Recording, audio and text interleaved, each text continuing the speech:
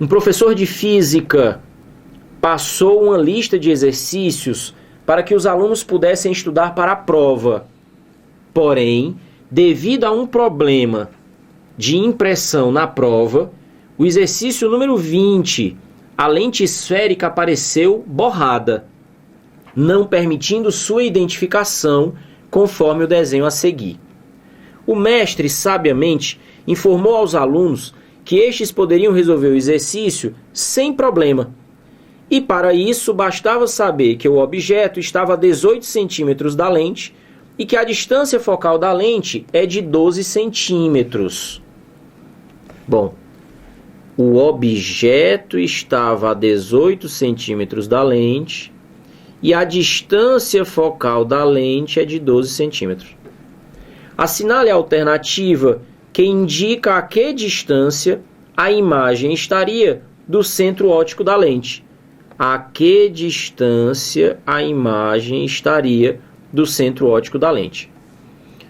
Ora, por que é que como diz o texto, o mestre, sabiamente, disse que a questão poderia ser resolvida sem problemas? É uma informação numérica. Ele me diz a distância focal da lente, me diz a distância que o objeto se encontra e pede para eu determinar a distância da imagem. Isso lembra o quê? Distância focal, F. Distância do objeto, P. Distância da imagem, P'. F, P e P', equação dos pontos conjugados, a equação de Gauss. Vamos dar uma olhadinha? Na equação dos pontos conjugados, também conhecida como equação de Gauss,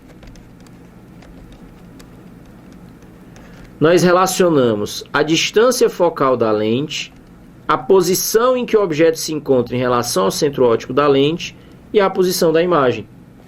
No enunciado, ele dá a posição do objeto, o valor de P, a distância focal da lente, o valor de P', a distância focal, foco é com F, então o valor de F, e pede a distância focal da imagem, aí sim, esse é o valor de P'.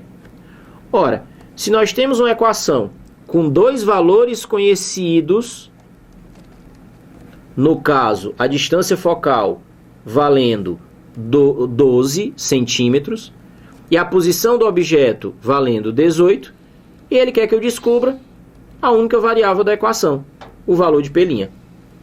Mas aí agora é onde eu quero saber se tu está esperto para resolver as questões. É preciso tomar muito cuidado com a coleta de informações na hora da prova, principalmente em situações como essa da equação de Gauss. O que acontece? Existem determinadas grandezas que podem às vezes ser positivas e às vezes aparecer negativa na equação. Se uma grandeza vai aparecer positiva na equação e eu nem lembro disso, não vai fazer problema nenhum, porque 10 e mais 10 dá no mesmo. Agora, se uma grandeza tem que aparecer negativa na equação, eu não lembro de colocar o sinal e escrevo com valor positivo, escrevo só o módulo na equação, já perdi a questão. E aí existem determinadas questões, determinados assuntos em física, como esse, que pedem a minha atenção. Por exemplo, quando você olha para a figura, tá, aqui nessa parte onde está borrada aqui, deu problema, era para ter uma lente ali. Ah, não tem a lente. Mas uma coisa eu posso saber. Disse lá no texto que o mestre que foi sábio, o aluno tem que ser sábio também. Quando eu olho para essa figura, o que eu observo? Eu tenho o objeto colocado na frente da lente e eu tenho a imagem aqui, ó. Queria que você observasse que essa imagem está formada por prolongamento de raio, não é por raio. Só isso aí já me diz que ela é uma imagem virtual. Também poderia pensar de outra maneira. O objeto é uma setinha apontando para cima. Você vê que a imagem também está apontando para cima. Então, se a imagem aponta no mesmo sentido do objeto, é uma imagem direita. Isso também serve para identificar que a imagem é virtual, porque as imagens virtuais são sempre direitas.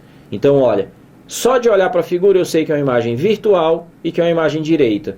E outra coisa bem mais óbvia, olha o tamanho do objeto e olha o tamanho da imagem. É uma imagem menor que o objeto. Junta essas três informações e lembra do que tu estudou de ótica. Uma imagem virtual direita e menor. Somente lentes divergentes formam imagens desse tipo. E aí onde é que está a pegadinha? A distância focal de uma lente divergente é sempre negativa na equação de Gauss. Então quando ele escreve no texto, e aí onde vem a maldade do elaborador, uma lente cuja distância focal é 12 centímetros, a distância focal não é 12, é menos 12.